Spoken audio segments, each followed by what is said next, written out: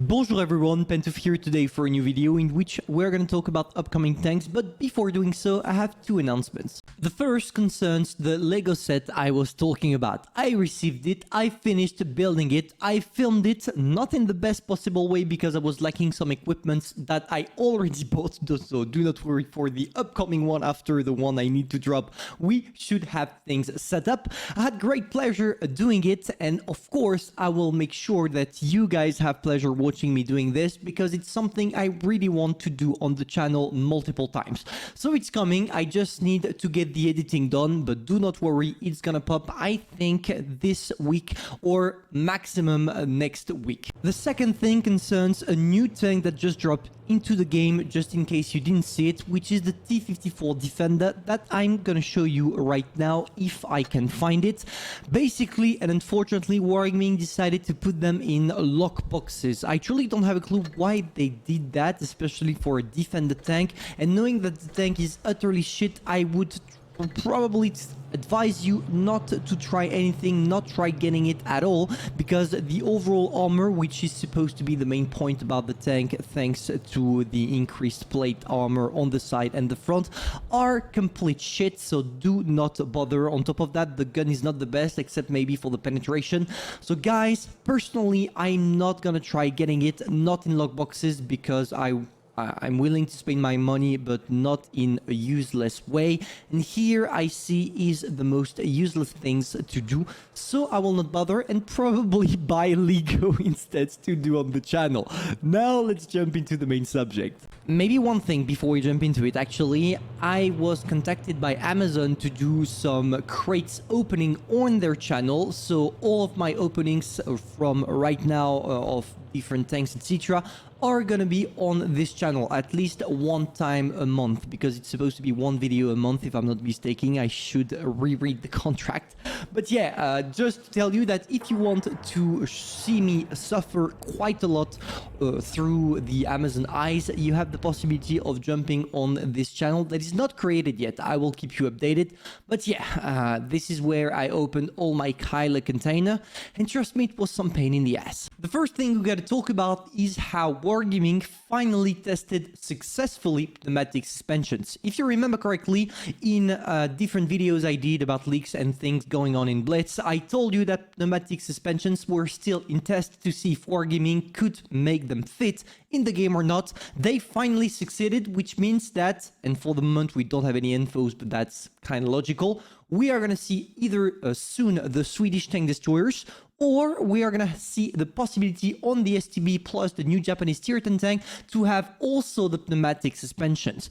To define you briefly what pneumatic suspension is, it's basically the possibility for your tank to artificially increase or decrease its gun depression by lowering or increasing the angle of the angle of the hull by either expanding the suspensions because they are going to be filled with air, known as pneumatic, or by decreasing the number of air you have in it, which means that maybe that in the near future, you will probably see an SCB with something like 15, 16, 17 degrees of gun depression. So the exact same as the Stuart Emil has right now in Blitz. And if it's the case, it's going to make this tank truly a dead warrior, a deadly warrior. The second thing we gotta talk about is how Wargaming currently and successfully tested the STRV-S1, a Swedish tank destroyer, which is more likely to confirm that the next tanks we are gonna see, especially for the 10.0 updates,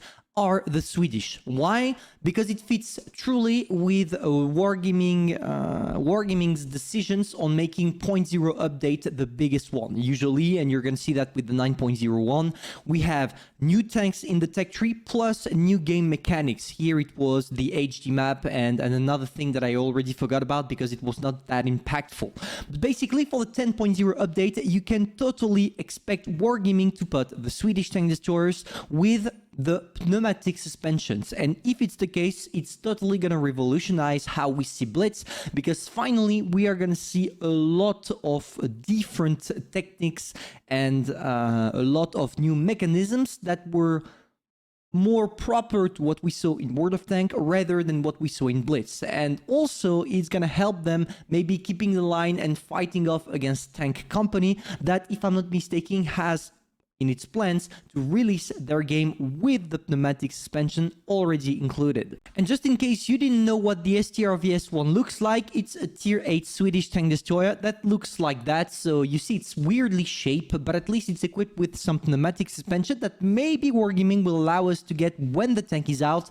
But for the moment we don't have any infos on the release date, which is logical, especially if they want to release it for either the 9.9 update to test players' abilities to use the pneumatic suspension before the official release in the 10.01, or also because they just want to create a hype around the tank. The second thing I want to talk about here is how Wargaming is currently working on a new tier 10 medium from the British line, something that a lot of people will probably enjoy, aka the Centurion Action 10.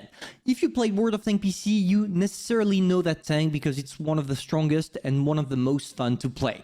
Basically, you take a Centurion 9, you put on the tank more armor, a better gun, and a better mobility, and you get yourself a true fighter at tier 10 rather than the heavy 4202 that will struggle bouncing shells on its turret, or even being able to effectively fight off against the biggest heavies, because of course with its penetration with hash, it's not necessarily the best quality of the tank, except when you're fighting lightly armored tanks.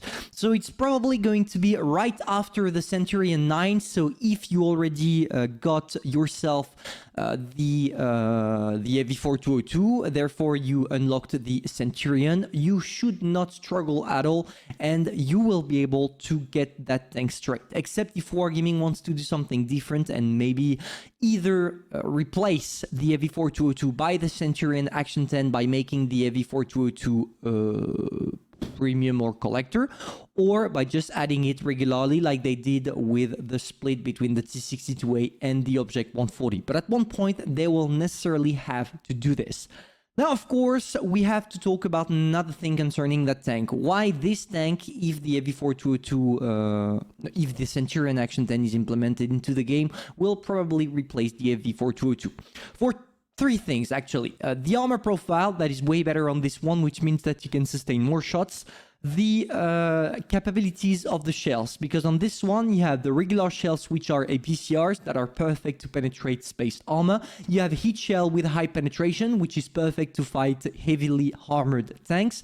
And finally, we have the HE or HE plus in this tank, because unlike the heavy 4202 where you have like 230 millimeters of penetration, with this one, you have something like 110, but if you circle your opponents, it should be more than enough to do the job, because with 110, you can penetrate pretty much everything from the rear, from the side, and not, of course, from the front. Let's keep going with tanks World of Tank Blitz is working on with the KV-1 Shielded, which is basically a KV-1 with more spaced armor and a worse gun. So a mix between the KV-1 and the KV-220. But if you already have the KV-220, it's basically going to be the exact same tank, but just a little bit weirdly shaped, which means that it's not necessarily going to be the most interesting tank out there. And as you can see, at the beginning of this game I took from World of Tank PC, the guy is truly struggling when it comes to the mobility. Just take a look at this. It's just horrific. So here were the tanks I wanted to talk about. There are many other tanks that currently are being tested by Wargaming that I will talk about soon enough in another video, but I just don't want to make a big 40 minutes video for you to get updates. I'll probably do that on 2, 3, 4 days because there are truly a lot of tanks to talk about. But yeah, I just wanted to keep you updated through data mining, because I know that a lot of you are not able to get access to those informations, which is logical because just a few people are able to do so. But yeah, tell me in the comments what you think. Are you excited for the pneumatic suspensions? Are you a little bit disappointed that it's probably going to come in like 10 months, or maybe for the next update in Christmas? Because usually we also have 0.0 updates on Christmas. So we'll have to wait. We don't have anything yet to eat and to know about. But to make you wait, I have something very special, boys. My big Lego set right there that was more than 3,000 pieces that took me the whole weekend to do. And oh gosh, it's the first time I feel like a child again, and it was a pure pleasure. So if you enjoyed this video, feel free to subscribe, like and share. And if you're excited for the Lego one, just put in a comment down below Lego. So I just know how many people are hyped for this, and it's gonna motivate me to create the video as soon as possible. I'm not gonna bother you anymore, guys. See ya.